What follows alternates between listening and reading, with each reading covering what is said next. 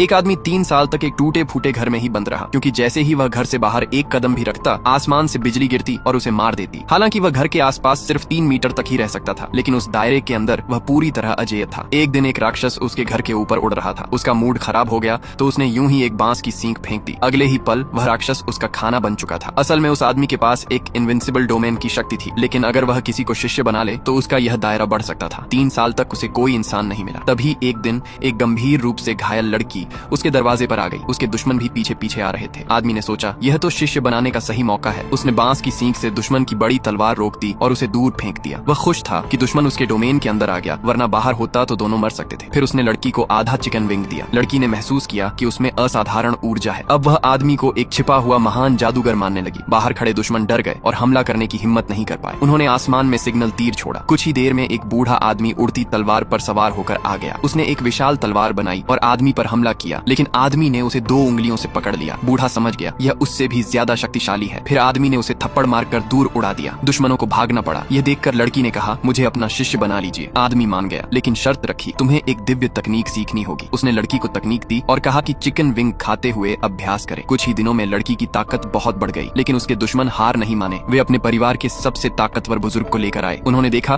कि आदमी घर से बाहर नहीं निकलता, तो उन्होंने एक खतरनाक हथियार निकालकर कहा, हम पूरा पहाड़ ही उड़ा देंगे। आदमी भी पहली बार थोड़ा चिंतित हुआ, लेकिन तभी लड़की ने दिव्य तकनीक पूरी तरह समझ ली। अचानक आदमी का डोमेन 500 मीटर तक फैल गया। उसकी ऊर्जा इतनी भयानक थी कि दुश्मन खड़े भी नहीं रह पाए। फिर वह आदमी अपनी शिष्या को लेकर घर से बाहर निकला। अब उस पूरे पहाड़ पर वह किसी भगवान से कम नहीं था।